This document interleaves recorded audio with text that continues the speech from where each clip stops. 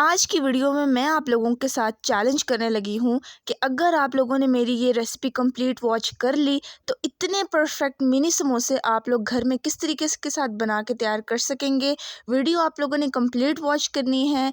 जिन माओं की ये शिकायत होती है कि उनके बच्चे लंच कंप्लीट नहीं करते या लंच जैसे आप उन्हें देते हैं वो वैसे ही घर ले आते हैं, तो उनकी शिकायत सारी ख़त्म होने वाली है मेरी आज की वीडियो में।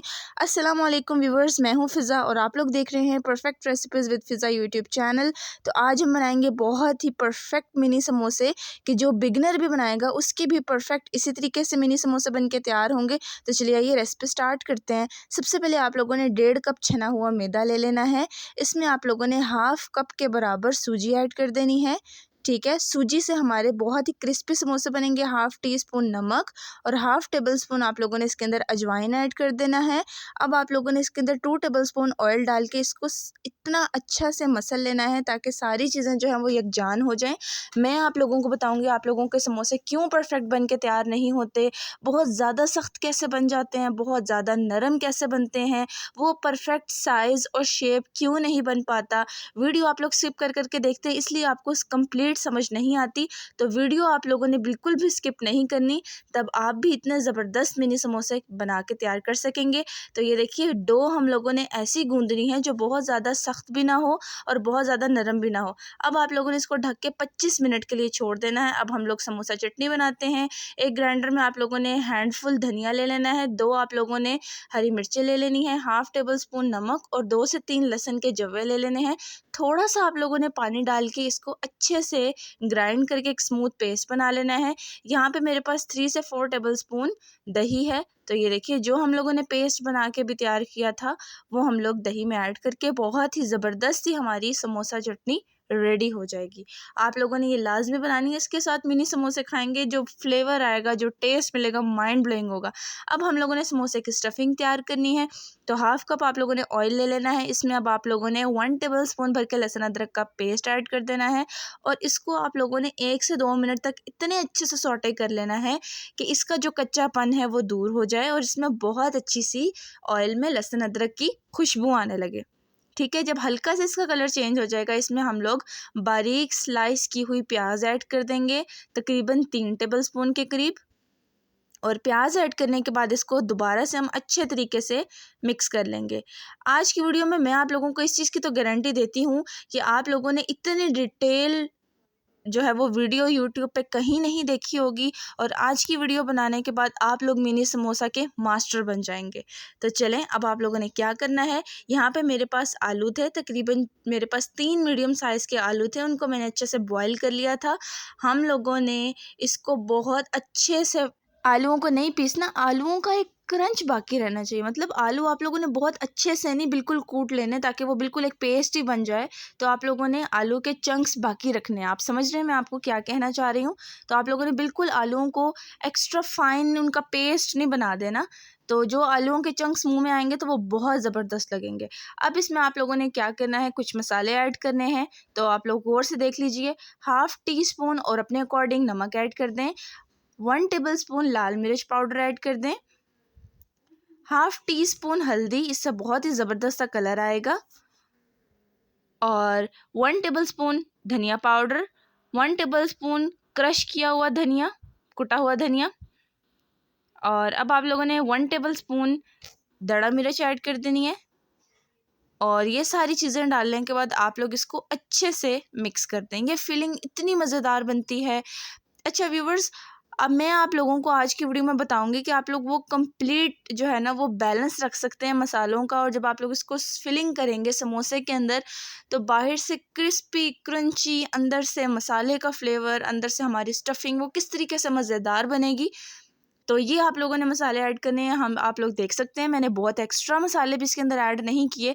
अब यहाँ पे आप लोगों ने क्या करना है, हाफ़ टेबल स्पून चाट का मसाला ऐड कर देना है, इससे बहुत ही ज़बरदस्त सा फ्लेवर आएगा।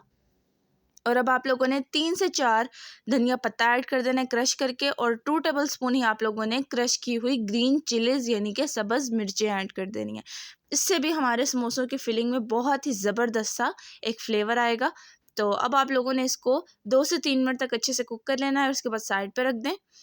और ये देखिए अब आप लोग इसको किसी बाउल में निकाल लें ठंडा करने के लिए। और याद रखिएगा कि हमारे समोसों की डो को 25 मिनट रेस्ट पे देना है, तब उसके अंदर वो फ्लेक्सिबिलिटी आएगी। ठीक है, तब जब आप लोग समोसे बनाएंगे तो वो बहुत फ्लेक्सिबल बनेंगे और उनकी शेप बनेगी। यहाँ पे ना तो हम समोसों को सेकेंगे तवे पे, ना हम वो परफेक्ट लेयरिंग करेंगे, बहुत ही इजी। तो देखिए 25 मिनट के बाद इस तरीके से मैं कट लगा लूँगी। इसको मैं 3 पीसेस में कट कर लूँगी। ये 1.5 कप मैदे से हम लोग देखते हैं कितने मिनी समोसे बना के तैयार कर सकते हैं।